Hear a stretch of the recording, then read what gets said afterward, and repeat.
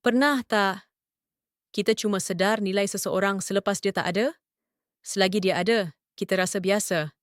Bila hilang, barulah kita rasa ada sesuatu yang kosong. Dalam hidup ni, kita semua, tak kira umur, selalu ambil mudah dengan cinta. Remaja, mereka selalu fikir cinta akan datang berkali-kali. Selalu baca mesej lambat-lambat, selalu anggap orang yang peduli tu takkan pergi. Tapi bila orang tu dah tak cari lagi, baru rasa sunyi. Orang dewasa pula, terlalu sibuk kerja, sibuk urus hidup, sampai lupa tanya, "Awak okey tak hari ni?" Pelukan jadi jarang, kata sayang jadi tersangkut di kerongkong. Cinta masih ada, cuma tak diucap. Warga emas.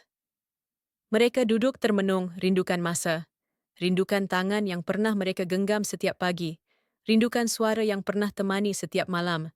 Cinta mereka dah lama, tapi kehilangan buat cinta jadi lebih dalam, bukan hilang.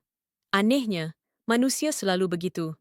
Kita rasa cinta tu benda kecil, sampai satu hari kita sedar, orang yang selalu tunggu, tak akan tunggu selamanya. Orang yang selalu sabar, boleh letih juga. Dan orang yang selalu ada, satu hari akan jadi kenangan. Cinta tak pernah hilang tiba-tiba. Ia hilang perlahan-lahan. Bila kita lupa hargai orang yang sayang kita dalam diam. Hari ini, kalau ada seseorang yang pernah buat hidup kau tenang, hargailah dia. Sebelum kenangan jadi satu-satunya tempat untuk kita kembali. Kalau video ni menyentuh hati kau, tekan follow, siri